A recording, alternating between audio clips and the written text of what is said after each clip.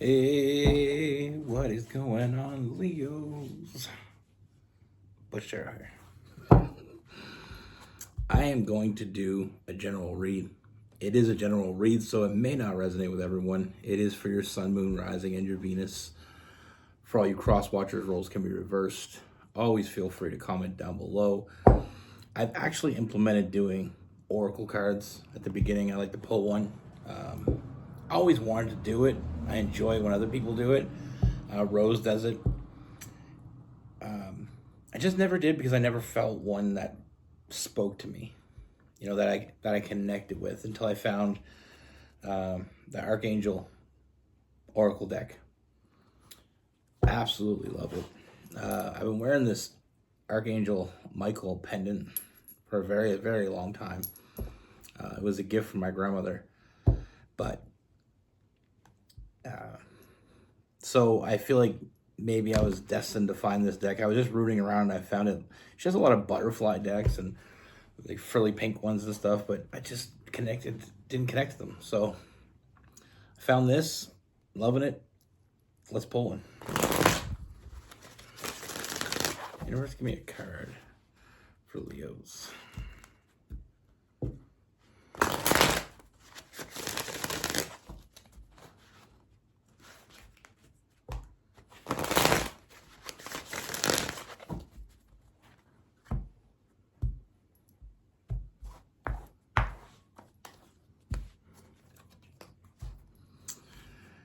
The Wheel. New beginnings, end of delays, a change in direction that offers happiness.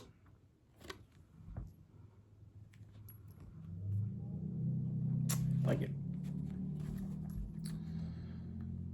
All right. With all that being said, let's get it. Universe, what message do we have for Leos? What can we see for Leos?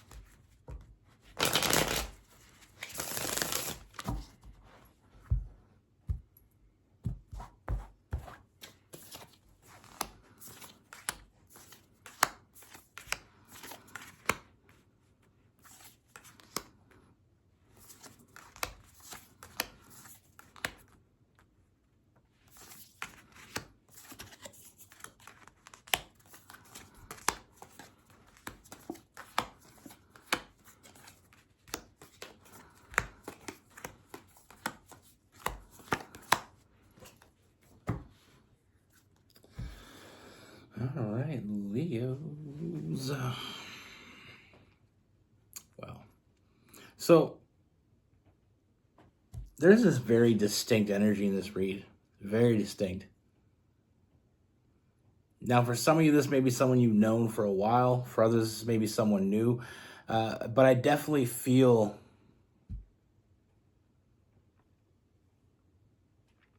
a newness to this. So I don't feel like there's overly a lot of energy between the two of you. So it kind of leads me to the fact that it may be someone new or newer. But anyway, first thing is I feel like you're thinking about this person and you're thinking about only them. You know, I feel like you have this you're feeling this connection with this person. Almost like you're drawn to them.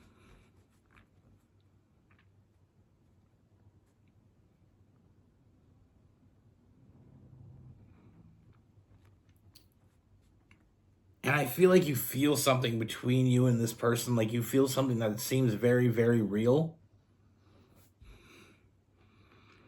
But it's not manifesting itself. It's not coming out.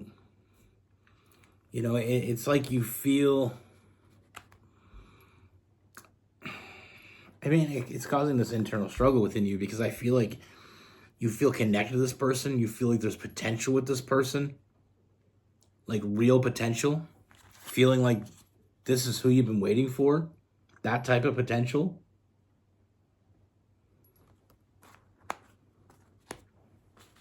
New love, that type of potential. But it's like they're not giving it back. Like you're getting this hot and cold energy from this person. Like, and a lot of times this, what hot and cold, especially with the Five of Pentacles, what that usually entails is, you know, they're hot one minute, the next minute they ghost you, or they're cold. Like one minute they're all over you, the next minute they can't be around you. This is not the same right now. What I'm feeling is something different. I'm feeling like their energy's hot, the communication's cold. Like when they're around you, like there's this definite connection, and it's undeniable. But it's what they're not saying.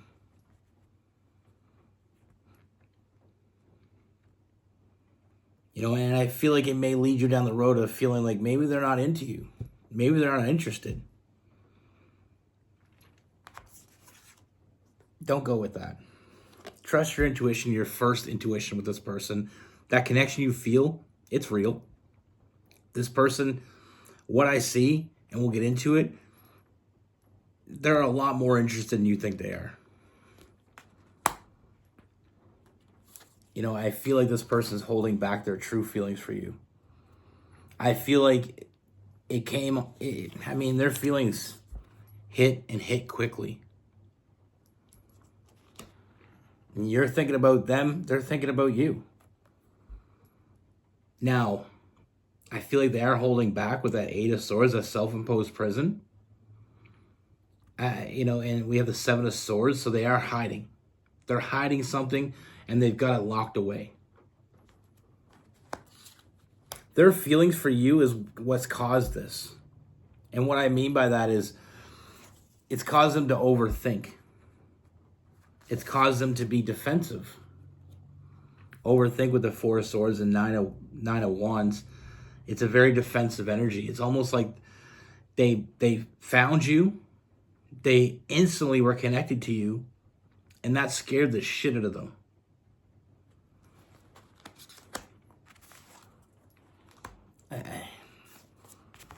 I feel like they're looking at worst case scenario. They never really needed anyone. They never really wanted anyone like this. And now that it's here, it's got them feeling like loss of control. You know, they're looking at the negatives instead of the positives. And with that Knight of Pentacles in reverse, I feel like they're afraid to trust their feelings. They're afraid to just give into this. Because they're afraid they're going to get hurt. That's their fear. Their fear is you're going to hurt them. And it's a sense that they're trying to kind of play it cool. Even though this person is fantasizing about you. They want to be with you. They want to reach out and grab you. But they're stopping themselves from being impulsive. They're stopping themselves from letting this in.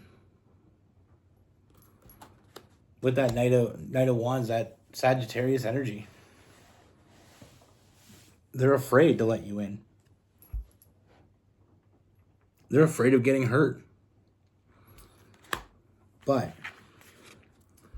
they are absolutely drawn to you. Like a moth to a flame. And that's probably the best analogy I can give right now, because it's like the moth flying really close to the flame, never truly touching it. You know what I mean? This person's afraid to get burned. They have trust issues.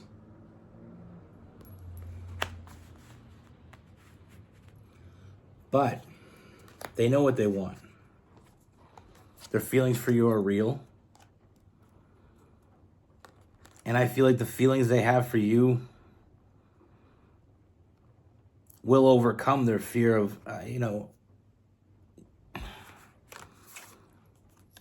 their fear of regret will overcome their fear of getting hurt. It's going to take time. You know, like that saying, time heals all wounds. I feel like this person's been hurt before, and I feel like the feelings they have for you are much deeper than they ever had for anyone else. So if someone that they didn't care as much about can hurt them, I mean, they're intimidated by you, but their feelings are real and they're genuine. You know, with the King of Cups, there's definitely a sense that this person, everything they feel for you is real and they know it's real. And with that Eight of Cups in reverse, they're not walking away from those feelings. So I do see this connection between the two of you evolving. But like I said, I don't feel like there's a quick fix here. I just feel like this person's almost resistant to opening up truly. And it's not a lie. It's not lying. It's omitting. I don't feel like they're lying to you. I just feel like they're omitting it. Like they're acting kind of aloof. You know, like I said, that self-imposed prison, holding themselves back. We have the Devil card. I feel like they are going to free themselves from that. And I feel like they're going to nurture this connection. I feel like they're overthinking the shit out of this.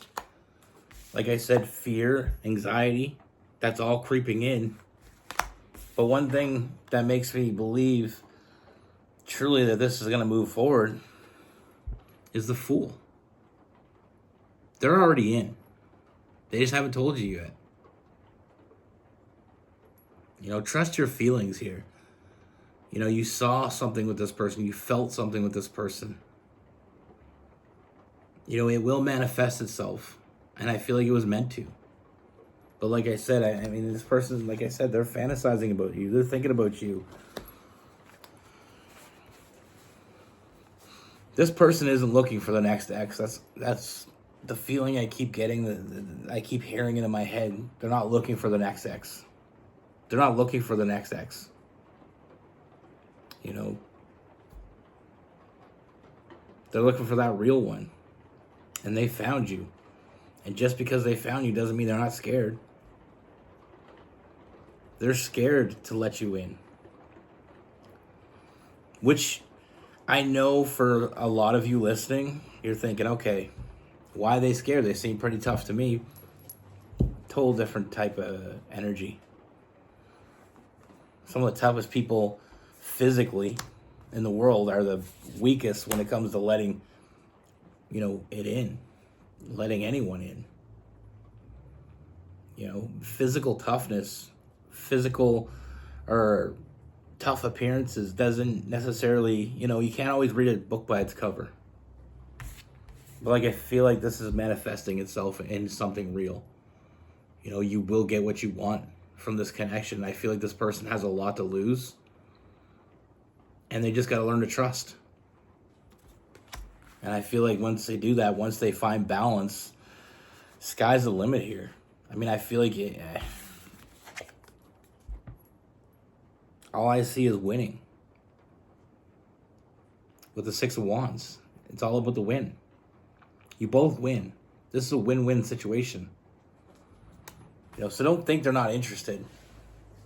I know they're not giving you a lot to work with, but they will. Now, with this person, we have Aries, Leo, and Sagittarius.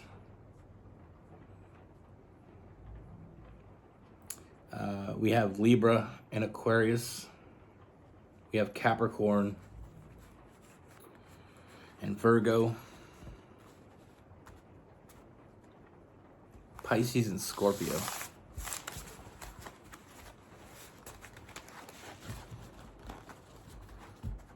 I read this thing today. I'll give you the background of it all. I know that sounds like I'm going to say a bunch of shit right now, but no. So this guy posted on Facebook. I seen it on Facebook. Anyway, it said, if humans were unable to lie, what would be the first profession that would fail? And he was saying like politicians and social media. But when he said that, I wasn't thinking about the answer to the question. I was thinking, what if we couldn't lie? You know, what if we were honest? finding that right one would be so much easier, wouldn't it? You know, do you like me? Are you into me? Yes or no? Are you screwing other people on the side? Are you having an affair? Yes or no? You know, are you attracted to me? Do you see this going somewhere? Yes or no? Like, shit would be so easy. You know, unfortunately, it's not that way.